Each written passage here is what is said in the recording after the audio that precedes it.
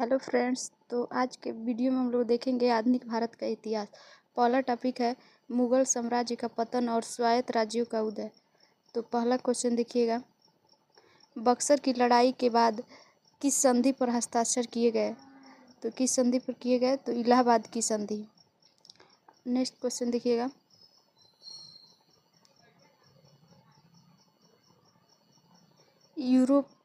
यूरोपीय वाणिज्य कंपनियों का भारत आगमन। तो अगला क्वेश्चन है, डच ईस्ट इंडिया कंपनी ने किस वर्ष पटना में अपना कारखाना स्थापित किया? तो किस वर्ष स्थापित किया? तो 1632 ईस्वी में। इसका एक्सप्लेनेशन देखिएगा, डच ईस्ट इंडिया कंपनी ने वर्ष 1632 में पटना में अपना कारखाना स्थापित किया, जो अब पटना कलेक्टर के रूप में जाना जाता है। पुर्तगाली बिहार में प्रवेश करने वाले पहले यूरोपीय थे। पुर्तगाली मुख्य रूप से मसालों और कपड़ों का व्यापार करते थे। अगला क्वेश्चन देखिएगा, ब्रिटिश शासन का भारतीय अर्थव्यवस्था पर प्रभाव। तो इससे रिलेटेड पूछे गए क्वेश्चन, इनमें से कौन से इंग्लैंड में भारत के अनाधिकारी दूत बने? तो कौन बने थे? दादा भाई नौरोजी। इसका एक्सप्लेनेशन देखिएगा, इंग्लैंड में भारत का अनधिकारिक दूत दादा भाई नौरोजी माने जाते हैं। 1866 ईस्वी में ईस्ट इंडिया कंपनी एसोसिएशन की स्थापना दादा भाई नौरोजी ने किया था। भारतीयों के पक्ष में इंग्लैंड में जनसमर्थन तैयार किया, इसलिए वे भारत के दूत कहे जाते थे। इन्हें सम्मानपूर्वक भारत का वयोवृद्ध पुरुष कहा जाता है। अगला क्वेश्चन देखिएगा, 1859 के भारतीय उत्प्रवास अधिनियम किसने निर्धारित किया था? उसमें क्या निर्धारित किया गया था? तो देखिएगा, बागान श्रमिकों को बिना अनुमति के चाय बागान छोड़ने की अनुमति नहीं थी। इसका आंसर होगा ऑप्शन ए। अगला क्वेश्चन देखिएगा, निम्नलिखित में से किसको grand old man of India के नाम से जाना जाता है? तो किसको जाना जाता है? दादा भाई नौरोजी को। इसका एक्सप्लेनेशन देखिएगा, दादा भाई नौरोजी को ग्रैंड ओल्ड मैन इंडिया कहा जाता है। 1887 में इन्होंने इंग्लैंड में भारतीय सुधार समिति की स्थापना की। ये ब्रिटिश हाउस ऑफ कॉमन का चुनाव लड़ने वाले पहले भारतीय थे। इन्होंने लिबरल पार्टी के उम्मीदवार के रूप में फिलेसबरी से 1892 में चुनाव जीता। दादा भाई नौरोजी ने धन के निष्कासन सिद्धांत का वर्णन अपनी पुस्तक poverty and unbritish rule in India में किया था। तो अगला क्वेश्चन देखिएगा, निम्नलिखित में से ब्रिटिश शासन के दौरान भारतवर्ष के अंतर्गत निर्वनीकरण का मुख्य कारण क्या था? तो इसका मुख्य कारण देखिएगा कौन कौन थे। पहला ऑप्शन दिया है, रेलवे के मार्गों पर तख्तों स्लीपर की मांग को पूरा करना तथा शाही नौसेना के लिए इमारती लकड़ी की आपूर्ति करना, नियोजित वनों की मांग को पूरा करना तथा चाय एवं कॉफ़ी का वृक्षारोपण करना। ऑप्शन सी है, विस्तारित खेती की मांग को पूरा करने के लिए भूमि को उन्नत करना। ऑप्शन डी है, उपयुक्त में से एक से अधिक। ऑप्शन सी है ऑप्शन ई है, उपयुक्त में से कोई नहीं। तो इसका आंसर होगा डी, उपयुक्त में से एक से अधिक। इसका एक्सप्लेनेशन देखिएगा, ब्रिटिश शासन के दौरान भारत में निर्वनीकरण का मुख्य कारण विस्तारित खेती की मांग को पूरा करने के लिए भूमि को उन्नत करना था। साथ ही रेलवे का विकास, चाय बागान का विकास भी इसके अन्य कारण थे, जिसके कारण वनों की कटाई की गई थी। अगला क्वेश्चन देखिएगा, 1857 का विद्रोह से पूछा गया क्वेश्चन। 1857 के विद्रोह के मध्य नाना साहब ने अपने आप को मुगल सम्राट का क्या घोषित किया था? तो ये अपने आप को नायब के पद पर घोषित किए थे, जिसको उप भी कहा जाता है। इसका एक्सप्लेनेशन देखिएगा, 4 जुलाई 1857 को जब कानपुर से नाना साहब ने अंग्रेजों से प्रस्थान किया, तो नाना साहब ने पूर्ण स्वतंत्रता की घोषणा की और पेशवा की उपाधि धारण की। इसके दौरान मुगल सम्राट बहादुर शाह जफर को भारत का बादशाह स्वीकार करते हुए स्वयं को उनका नायब घोषित किया, पेशवा की उपाधि धारण की और अपने आप को नायब घोषित किया। अगला क्वेश्चन देखिएगा, किस तिथि को रानी विक्टोरिया की उद्घोषणा जारी हुई? तो किस तिथि को हुई? 1 नवंबर 1858 ईस्वी को। इसका ऑप्शन सी सही होगा, 1 नवंबर 1858। इसका एक्सप्लेनेशन देखिएगा, 1 नवंबर 1858 में इलाहाबाद में आयोजित दरबार में लॉर्ड कैनिंग ने महारानी विक्टोरिया को उद्घोषणा पढ़ा। उद्घोषणा में भारत में कंपनी शासन का शासन कर भारत का सीधे क्राउन के अधीन कर लिया। भारत सचिव के पद का प्रावधान किया गया, जिसकी सहायता से देखिएगा 15 सदस्य। क्वेश्चन देखिएगा 9, निम्नलिखित में से किसने रानी लक्ष्मीबाई को ग्वालियर पर अधिकार करने में सहायता की? तो किसने की थी? अफगानों ने की थी। इसका एक्सप्लेनेशन देखिएगा, रानी लक्ष्मीबाई को ग्वालियर पर अधिकार करने में अफगानों ने सहायता की। 1857 की क्रांति में महारानी लक्ष्मीबाई ने फिरंगियों से लोहा लेने के लिए बादा नवाब अली बहादुर द्वितीय को अपने जिसे वो भाई मानती थी उसको पत्र लिखकर उनको बुलाई कि आइए हमारी हेल्प कीजिए। तो बादा नवाब साहब 10,000 सैनिकों के साथ झांसी लड़ने पहुंचे। अगला क्वेश्चन देखिएगा 10 नंबर क्वेश्चन है, 1857 के विद्रोह को किसके द्वारा पहली बार भारतीय स्वतंत्रता संग्राम के रूप में वर्णन किया गया था? तो बी.डी. सावरकर। इसका आंसर होगा बी.डी. सावरकर। 1857 के विद्रोह को बी.डी. सावरकर द्वारा पहली बार प्रथम भारतीय स्वतंत्रता संग्राम कहा गया। इन्होंने अपनी पुस्तक the Indian war of independence 1857 में लिखा कि 1857 का विद्रोह ब्रिटिश औपनिवेशिक नियंत्रण के लिए व्यापक प्रतिरोध की पहली अभिव्यक्ति है। क्वेश्चन नंबर 11 देखिएगा, 1857 के विद्रोह की विफलता निम्नलिखित में से कौन से कारण हैं? ऑप्शन है अंग्रेजों की सैन्य श्रेष्ठता, दूसरा है विद्रोहियों के पास कोई एकीकृत कार्यक्रम और विचारधारा नहीं थी, तीसरा है समाज के सभी वर्गों से समर्थन का अभाव था। तो इसका आंसर होगा उपयुक्त सभी। एक्सप्लेनेशन देखिएगा, इसका अंग्रेजों की सैन्य श्रेष्ठता, विद्रोहियों के पास कोई एकीकृत कार्यक्रम और विचारधारा नहीं थी, समाज के सभी वर्गों से समर्थन का अभाव था, साधनों का अभाव था, क्रांति का देशव्यापी प्रसार न होना, आपसी फूट। अगला क्वेश्चन देखिएगा, किस अंग्रेज सैनिक अधिकारी जनरल ने झांसी की रानी को श्रद्धांजलि दी कि वह औरत यहाँ जो सोई है वो विद्रोहियों के में एकमात्र मर्द थी? यह किसने कहा था? तो ह्यूरोज ने कहा था। उसके बाद से देखिएगा रानी लक्ष्मीबाई की मृत्यु कब हुई थी? तो 17 जून 1858 को ग्वालियर के पास कोटा के सराय में अंग्रेजों से लड़ते हुए रानी लक्ष्मीबाई की मृत्यु हुई थी।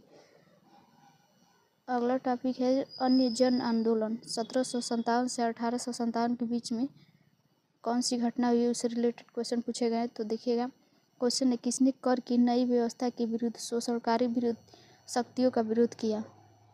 तो पहला ऑप्शन है 1856 में खानाबदोश जनजातियों ने, 1855 से 56 बिहार के संथालियों ने, छोटा नागपुर की जनजातियों ने, उपयुक्त में से एक से अधिक।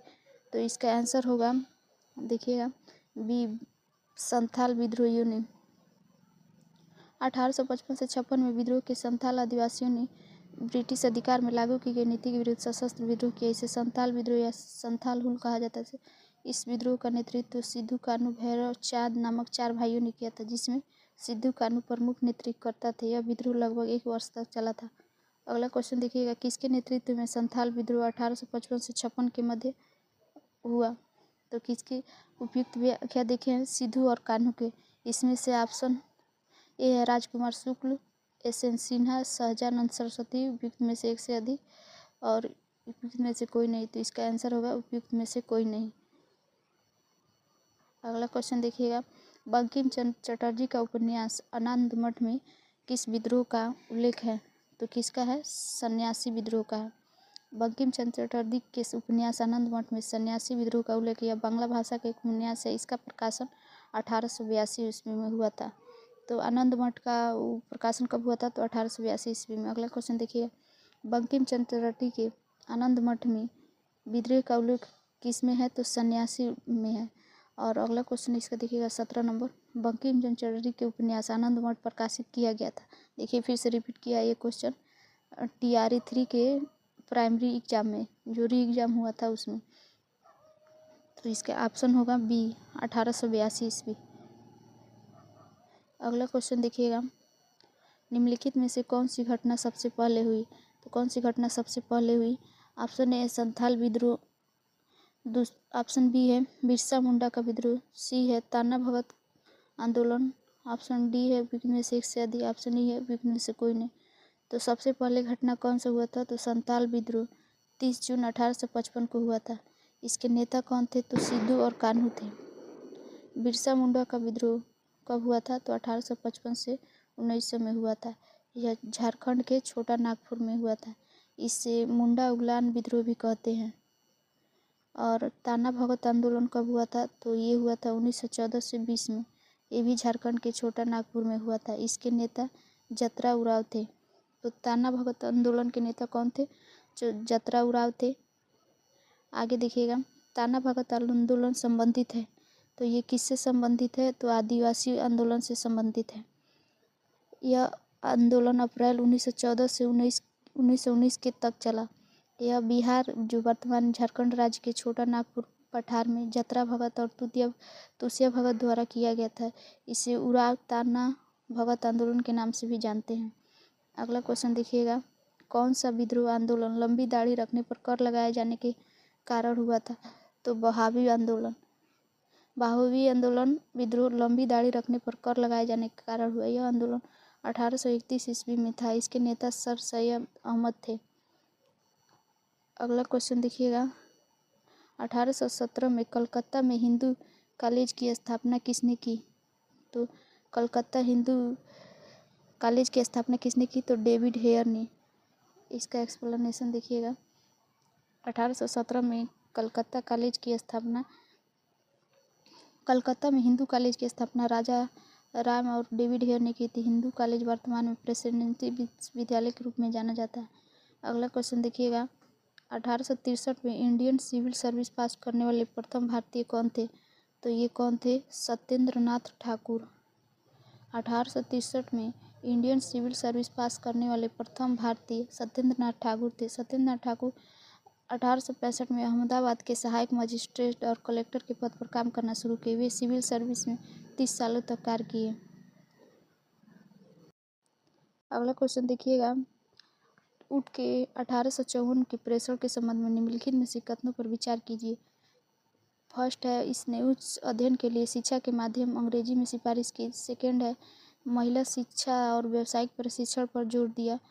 तो इसका कथन कौन सा है? 1 और 2 दोनों है। उठ के 1854 के प्रेषण में संबंध में सिफारिशें निम्न है। इसने उच्च अध्ययन के लिए शिक्षा का माध्यम के रूप में अंग्रेजी की सिफारिश की। विद्यालय स्तर पर शिक्षा का माध्यम देशी बनाए रखने का सुझाव दिया। प्रत्येक प्रांत में एक लोक शिक्षा के विभाग की स्थापना की। इसने महिला शिक्षा, व्यावसायिक शिक्षा की आवश्यकता पर बल दिया और तथा तकनीकी विद्यालयों तथा प्रशिक्षण संस्थाओं की स्थापना सिफारिश की। हेलो फ्रेंड्स, तो आज हम पढ़ेंगे मॉडर्न हिस्ट्री का अगला टॉपिक, भारतीय समाचार पत्रों का इतिहास एवं पुस्तकें। 24 नंबर क्वेश्चन देखिएगा, इनमें से कौन वंदे मातरम समाचार पत्र के संपादक थे? तो इसका आंसर होगा अरविंद घोष। इसका एक्सप्लेनेशन देखिएगा, वंदे मातरम समाचार पत्र के संपादन श्री अरविंद घोष ने किया था। 6 अगस्त 1906 को इसका प्रकाशन हुआ था और ये किस भाषा में था? तो अंग्रेजी भाषा में था। यह एक साप्ताहिक पत्रिका था। समाचार पत्र की स्थापना 1905 में बिपिन चंद्र पाल ने किया था। इसको कब बंद कर दिया गया था? तो द न्यूज़पेपर एक्ट 1908 के तहत इस न्यूज़पेपर को बंद कर दिया गया था। अगला क्वेश्चन देखिएगा, क्वेश्चन 25 है, भारत के स्वतंत्रता आंदोलन के दौरान गहन राष्ट्रवादी विचारों को किस समाचार पत्र के द्वारा प्रचारित किया जाता था? तो इस किसके प्रचारित किया जाता था? तो अमृत बाजार पत्रिका के द्वारा। इसका एक्सप्लेनेशन देखिएगा, भारत के स्वतंत्रता आंदोलन के दौरान गहन राष्ट्रवादी विचारों का प्रसार अमृत बाजार पत्रिका के माध्यम से किया जाता था। इसकी स्थापना शिशिर कुमार घोष तथा मोतीलाल घोष के द्वारा की गई थी। यह एक बंगला साप्ताहिक पत्रिका थी। 1878 ईस्वी के वर्नाकुलर प्रेस एक्ट के तहत इस अमृत बाजार पत्रिका थी।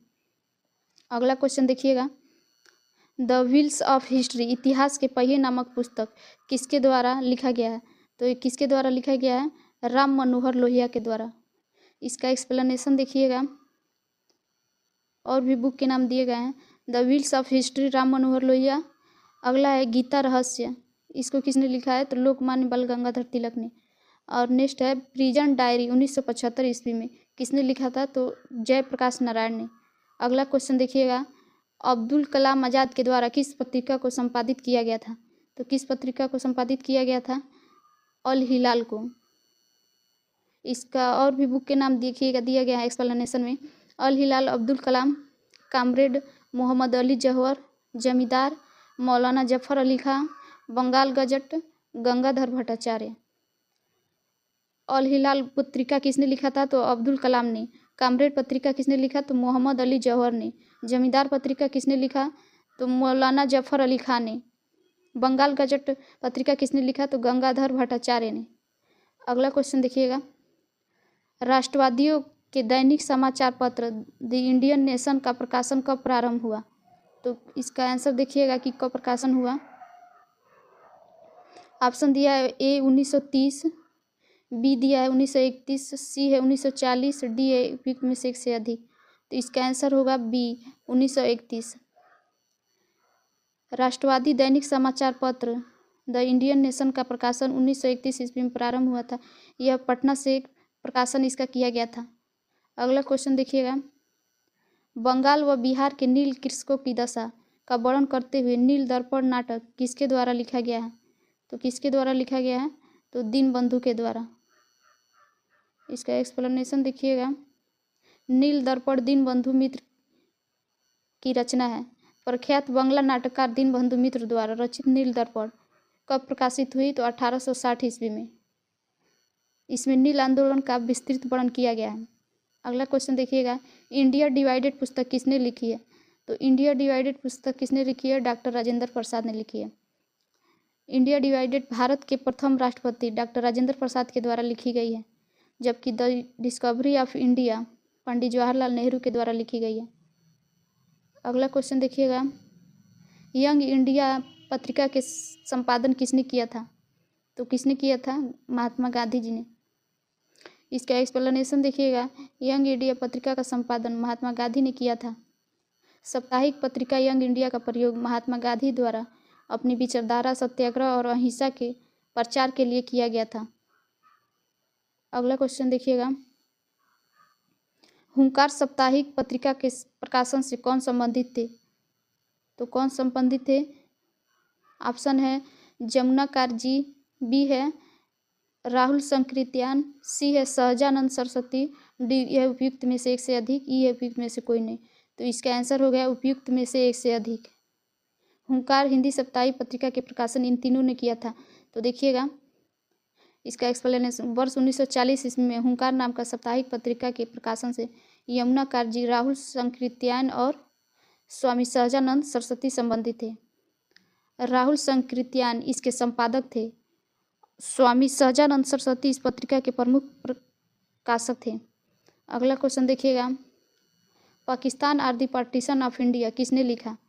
तो किसने लिखा? डॉक्टर भीमराव अंबेडकर ने। Pakistan of the partition of India पुस्तक के लेखक डॉक्टर भीमराव अंबेडकर हैं। डॉक्टर भीमराव अंबेडकर के द्वारा लिखी गई पुस्तक 1947 ईस्वी में भारत के विभाजन से संबंधित के पहले की घटनाओं का एक व्यवहारिक विश्लेषण प्रस्तुत करती है। अगला क्वेश्चन देखिएगा, वर्नाकुलर प्रेस एक्ट के बारे में निम्नलिखित में से कौन से कथन सही हैं? तो इसमें फर्स्ट दिया है लॉर्ड लिटन द्वारा अधिनियमित किया गया था। सेकंड है गैंगिंग अधिनियम के रूप में जाना जाने लगा। थर्ड है अधिनियम को लॉर्ड रिपन ने निरस्त कर दिया था। तो इसका ऑप्शन क्या होगा? इसका ऑप्शन होगा डी 1, 2 और 3, तीनों ये सही है। वर्नाकुलर प्रेस एक्ट के बारे में लिटन ने शुरू किया था और इस एक्ट को गैंगिंग अधिनियम के रूप में भी जाना जाता है। जब रिपन का शासनकाल आया तो उसने इस वर्नाकुलर प्रेस एक्ट को समाप्त कर दिया। इसका एक्सप्लेनेशन देखिएगा, वर्नाकुलर प्रेस एक्ट 1878 ईस्वी में लिटन द्वारा अधिनियमित किया गया था। इसे गैंगिंग अधिनियम के रूप में भी जाना जाता है क्योंकि यह अंग्रेजों और अन्य भाषाओं के अखबारों के बीच भेदभाव करता था। इस अधिनियम को रिपन ने 1882 ईस्वी में रद्द कर दिया। इस कानून का लक्ष्य स्थानीय प्रेस को नियंत्रित और विनियमित तथा गैर अंग्रेजी समाचार पत्रों को नियंत्रित करना था, यानी कि जो समाचार पत्र अंग्रेजी में नहीं छपते थे उसको बंद कर दिया गया। अगला क्वेश्चन देखिएगा, biography of Kunwar Singh and Amar Singh के लेखक कौन है? Option A M N. Roy, option B है कलिंकर दत्त, सी है जवाहरलाल नेहरू, डी है उपयुक्त में से एक से अधिक, ई है उपयुक्त में से कोई नहीं। तो इसका आंसर होगा Kinkar Datta. Biography of the Kunwar Singh and Amar Singh के लेखक किंकर दत्त हैं। इसका प्रकाशन 1957 ईस्वी के KP. Jaiswal research institute Patna द्वारा किया गया था।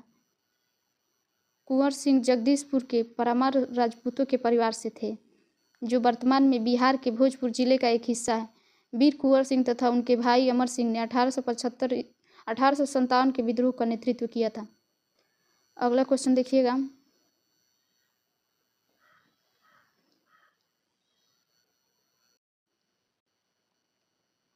इनमें से कौन न्यू इंडिया समाचार पत्र से संबंधित है? तो कौन थे? Annie Besant. एक्सप्लेनेशन देखिएगा, न्यू इंडिया समाचार पत्र एनी बेसेंट द्वारा प्रकाशित किया गया था। इसकी स्थापना होम रूलिंग तथा भारतीय स्वतंत्रता संग्राम से संबंधित समाचार फैलाने तथा संबंधित मुद्दों को उजागर करने के लिए किया गया था। ध्येय है कि कॉमनवेल्थ पत्रिका का संपादन और 1916 में मद्रास में all India home rule league की स्थापना एनी बेसेंट के द्वारा किया गया था। अगला क्वेश्चन देखिएगा, पुस्तक the beautiful tree indigenous Indian education in the 18th century किसने लिखी थी? तो किसने लिखी थी ये पुस्तक? धर्मपाल ने। इसका एक्सप्लेनेशन देखिएगा, the beautiful tree indigenous Indian education in the 18th century पुस्तक का धर्मपाल ने लिखा था। धर्मपाल भारत के एक महान गांधीवादी विचारक, इतिहासकार, राजनीति और दार्शनिक थे। धर्मपाल का जन्म वर्ष 1922 ईस्वी में उत्तर प्रदेश के मुजफ्फरपुर जिले के कांधला में हुआ था। अगला क्वेश्चन देखिएगा, मॉन्टेस्क्यू ने सरकार के अंतर्गत विधायिका, कार्यपालिका और न्यायपालिका के मध्य शक्तियों का विभाजन किस पुस्तक में किया था? तो the spirit of laws. Explanation देखिएगा, फ्रांस के दार्शनिक मॉन्टेस्क्यू द्वारा लिखित पुस्तक द स्पिरिट ऑफ लॉज राजनीतिक सिद्धांत पर आधारित एक पुस्तक है। पुस्तक सरकार के सिद्धांत और संरचना पर एक विस्तृत ग्रंथ है। इस पुस्तक में मॉन्टेस्क्यू ने सरकार के अंतर्गत विधायिका, कार्यपालिका और न्यायपालिका के मध्य शक्तियों का विभाजन प्रभावित किया था। उपयुक्त अन्य पुस्तकें भी मॉन्टेस्क्यू द्वारा लिखी है। अगला क्वेश्चन देखिएगा, महात्मा गांधी एंड बिहार सम रेमिसेंस पुस्तक के लेखक कौन थे? तो इसके कौन थे? तो डॉक्टर राजेंद्र प्रसाद थे। Mahatma Gandhi and Bihar some reminiscences पुस्तक भारत के प्रथम राष्ट्रपति डॉक्टर राजेंद्र प्रसाद ने लिखी थी। उनके द्वारा लिखी गई कुछ अन्य प्रमुख पुस्तकें हैं, बापू के कदमों में, India divided, Satyagraha and Champaran. Rajendra Prasad के द्वारा और पुस्तकें जो लिखी गई हैं, बापू के कदमों में, Bapu, India divided, Satyagraha and Champaran. अगला क्वेश्चन देखिएगा, निम्नलिखित युग्मों में से कौन सा सही सुमेलित नहीं है? पहला दिया है एडवोकेट ऑफ इंडिया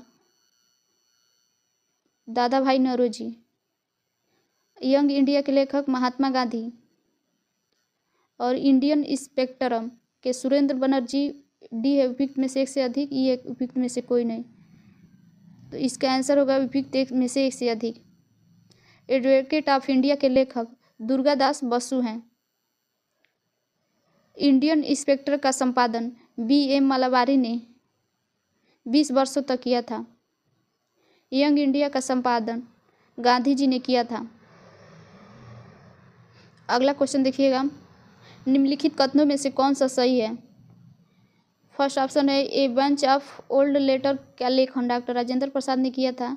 व्यक्तिगत सत्याग्रह में ब्रह्मदत्त दूसरे सत्याग्रही थे। सुभाष चंद्र बोस ने द इंडियन स्ट्रगल का लेखन किया था। या उपयुक्त में से एक से अधिक या कोई नहीं। तो इसका आंसर होगा सी, सुभाष चंद्र बोस ने द इंडियन स्ट्रगल का लेखक किया था। इसका एक्सप्लेनेशन देखिएगा, द इंडियन स्ट्रगल के लेखक नेताजी सुभाष चंद्र बोस ने किया था। सन 1920 से 1942 के इतिहास का उल्लेख किया गया है। A bench of old letter की रचना नेहरू जी ने किया था। व्यक्तिगत सत्याग्रह में दूसरे सत्याग्रही पंडित जवाहरलाल नेहरू थे, जबकि प्रथम सत्याग्रही विनोबा भावे थे और तीसरे सत्याग्रही ब्रह्मदत्त थे। अगला देखिएगा क्वेश्चन, नया टॉपिक है 19वीं शताब्दी में सामाजिक एवं सांस्कृतिक जागरण से अभी तक TRE 1 और TRE 2 और TRE 3 में जितने भी क्वेश्चन पूछे गए हैं मॉडर्न हिस्ट्री के, इसमें सारे हैं। देखिएगा, समाज का प्रभाव मुख्यतः सीमित था। तो कहाँ सीमित था? शहरी शिक्षित वर्ग से। देखिएगा बिहार बीपीएससी टीआरई 3 में प्राइमरी के एग्जाम में री एग्जाम में पूछा गया था। इसका एक्सप्लेनेशन देखिएगा। राजा राम मोहन राय ने 1828 ईस्वी में ब्रह्म समाज की स्थापना किया था, जो सामाजिक सुधार का एक महत्वपूर्ण संगठन था। इसका प्रभाव मुख्यतः शहरी शिक्षित वर्ग तक ही सीमित था। अगला क्वेश्चन देखिएगा। राष्ट्रवाद को आध्यात्मिक दिशा तक लोकप्रिय बनाया गया।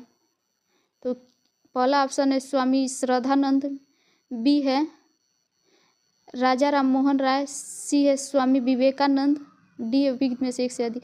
तो इसका आंसर होगा स्वामी विवेकानंद। आगे देखिएगा।